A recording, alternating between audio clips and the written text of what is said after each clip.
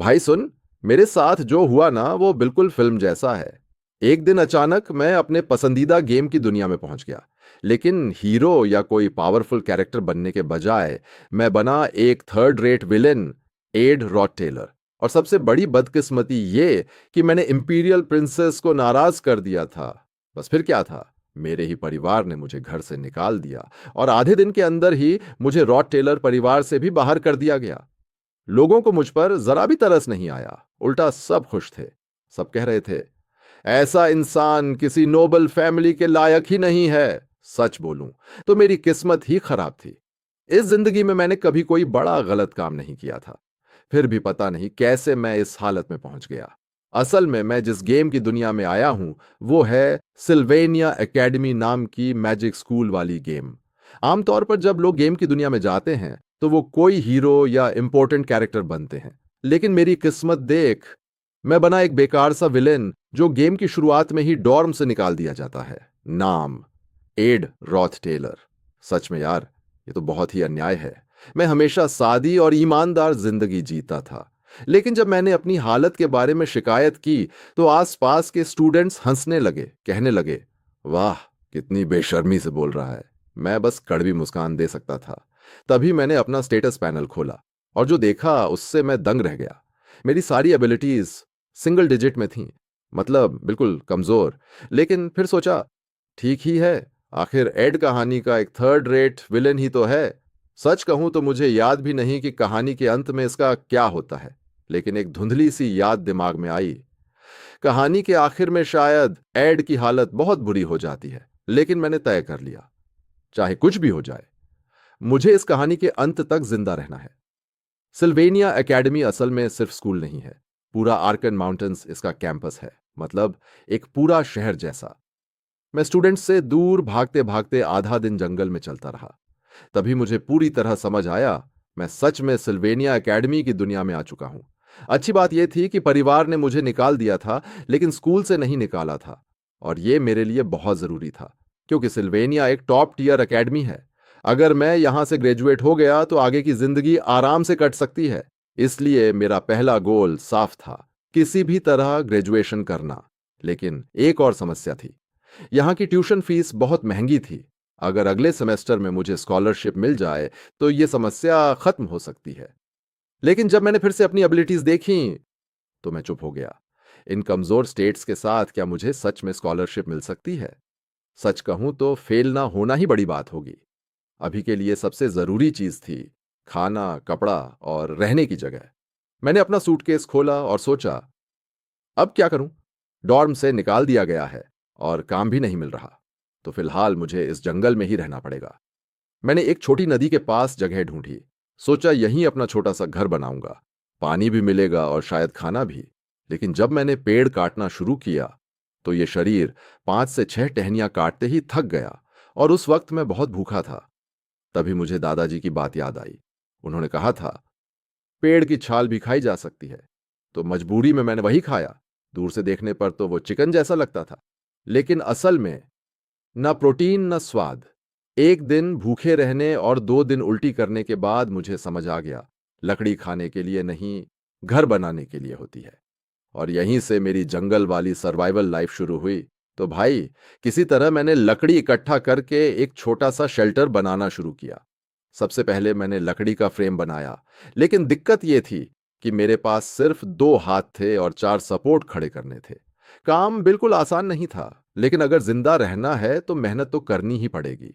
मैंने किसी तरह लकड़ी बांधकर फ्रेम तैयार किया, फिर अपने कपड़े बिछाकर सोने की जगह बनाई, क्योंकि नंगे जमीन पर सोना तो नामुमकिन था। रात हो गई थी, लेकिन मैं रुक नहीं सकता था।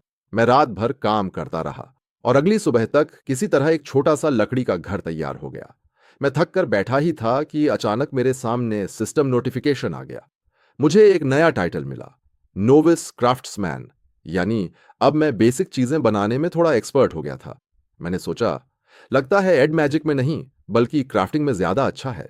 लेकिन एक और बड़ी समस्या थी, भूख। मेरा पेट जोर जोर से आवाज कर रहा था। इसीलिए मैंने एक सरल सा भाला हारपून बनाया ताकि मछली पकड़ सकूं। 2 दिन से मैं भूखा था और बहुत मेहनत भी कर चुका था। ऐसे में मुझे चल भी नहीं पाना चाहिए था, लेकिन शायद जिंदा रहने की जिद ही मुझे आगे बढ़ा रही थी। आखिरकार मुझे 2 छोटी मछलियां मिल गईं। मैंने जल्दी से आग जलाई और उन्हें पकाया। मछलियां छोटी थीं, लेकिन उस वक्त वो मेरे लिए दुनिया का सबसे अच्छा खाना थीं। अब स्कूल शुरू होने में 1 हफ्ता बाकी था। मैंने सोचा, अगर ऐसे ही चलता रहा तो शायद स्कूल के साथ साथ जंगल में भी सरवाइव कर लूंगा। सब कुछ धीरे धीरे ठीक हो रहा था, लेकिन तभी मेरी शांत जिंदगी में एक लड़की आ गई। और भाई, वो कोई आम लड़की नहीं थी, वो थी प्रिंसेस फेनिया। वही लड़की जिसकी वजह से एड को डॉर्म से निकाल दिया गया था। असल में गेम की कहानी में एड एक अहंकारी विलन था। वो अपने नोबल स्टेटस का इस्तेमाल करके हीरो के बचपन के दोस्त को परेशान करता था, और एंट्रेंस एग्जाम के समय उसने चीटिंग भी की थी। लेकिन उसकी सारी चालाकी पकड़ ली थी एक लड़की ने, जो असल में थी क्लोल एम्पायर की तीसरी इंपीरियल प्रिंसेस फेनिया।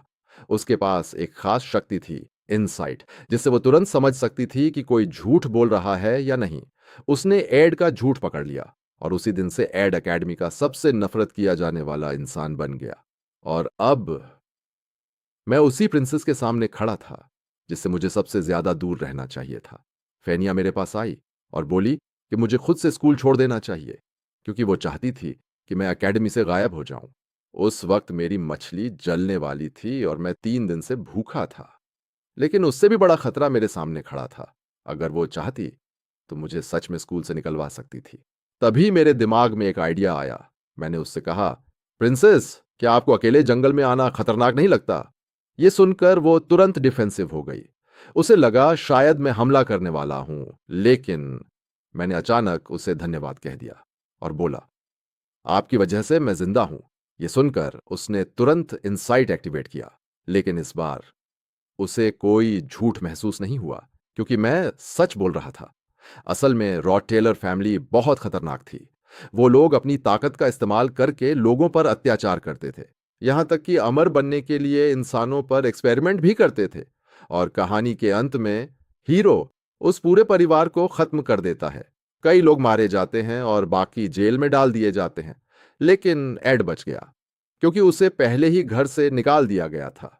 इसलिए मैंने फेनिया से कहा, अगर आपने मुझे डॉर्म से नहीं निकाला होता तो शायद मैं भी अपने परिवार के साथ मर जाता। अब फेनिया पूरी तरह कंफ्यूज हो गई थी, क्योंकि उसे समझ नहीं आ रहा था कि एड अचानक इतना अलग क्यों लग रहा है।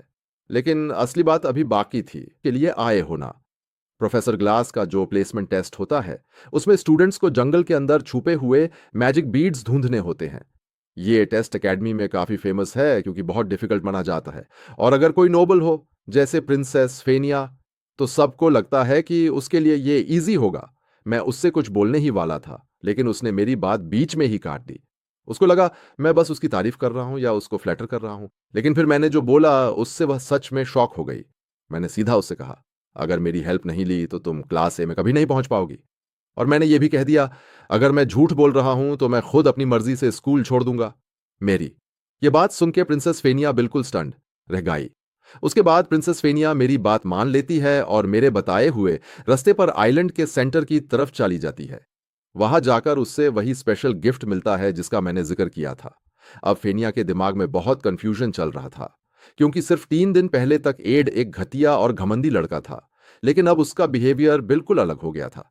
अब फेनिया को समझ ही नहीं आ रहा था कि एड असल में सोच क्या रहा है। थोड़ी देर बाद क्लास प्लेसमेंट टेस्ट ऑफिशियली खत्म हो जाता है। और रिजल्ट अनाउंस करने का टाइम आ जाता है। प्रोफेसर ग्लास सब स्टूडेंट्स से बोलते हैं, जो मैजिक बीड्स तुम लोगों ने ढूंढे हैं सब बाहर निकालो। सब स्टूडेंट्स बड़े कॉन्फिडेंस के साथ अपने अपने मैजिक बीड्स दिखा देते हैं, लेकिन प्रोफेसर ग्लास उन सब को सीधा क्लास एफ में डाल देते हैं। तब पता चलता है कि यह टेस्ट सिर्फ बीड्स ढूंढने का नहीं था। असली टेस्ट यह था कि कौन सबसे कम मैजिक पावर वाला बीड ढूंढ सकता है। जिस बीड में मैजिक पावर सबसे कम होती है, वही एक्चुअली सबसे रेयर होता है। और जो स्टूडेंट ऐसा बीड ढूंढ लेता है, इसका मतलब है कि उसकी मैजिकल सेंसिटिविटी बहुत स्ट्रांग है। इस पूरे टेस्ट में सिर्फ 3 स्टूडेंट्स ऐसे बीड ढूंढ पाए। उनके नाम थे जिक्स लोरतेल और वो स्टूडेंट जिसे गार्डियन ट्री के पास बीड मिला था। और वही स्टूडेंट न्यू स्टूडेंट्स का टॉप स्टूडेंट बनने वाला था। दूसरी तरफ मैं अपनी सर्वाइवल लाइफ में बिजी था। मैं फिशिंग करके खाना अरेंज करने की कोशिश कर रहा था, लेकिन प्रॉब्लम यह थी कि मेरे टूल्स बहुत प्रिमिटिव थे। आइलैंड में फिश भी कम थी और मेरे पास स्पीयर यूज करने की स्ट्रेंथ भी नहीं बची थी। इसलिए मुझे सिंपल टूल्स से ही फिशिंग करनी पड़ रही थी। साथ ही एक और प्रॉब्लम थी। ओरिजिनल स्टोरी में फेनिया को क्लास एफ में जाना था, लेकिन अगर उसे गोल्डन बीड मिल जाता है और वह क्लास ए में चली जाती है तो पूरी स्टोरी का फ्यूचर ही चेंज हो जाएगा, और अगर स्टोरी चेंज हो गई तो मेरे पास जो फ्यूचर की इंफॉर्मेशन है वो सब बेकार हो जाएगी। तो हुआ क्या?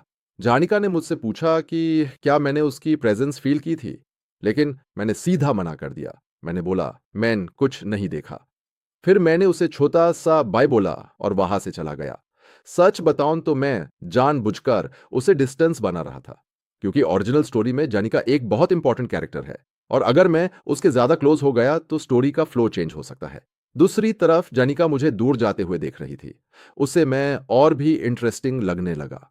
उसने सोचा, जैसे मरिल्डा ने कहा था, यह लड़का सच में काफी इंटरेस्टिंग है। लेकिन एक बात उसे पक्की लग रही थी, एड सच में उसकी प्रेजेंस फील नहीं कर पा रहा था। इस वजह से जानिका थोड़ी सी इरिटेट भी हो गई, क्योंकि वह उससे फ्रेंडली तरीके से बात कर रही थी और मैंने बस करके सिंपल सा रिप्लाई दिया। लेकिन उसने इस बात को ज्यादा सीरियस नहीं लिया। उसे पता था कि फ्यूचर में मिलने के और भी चांसेस मिलेंगे।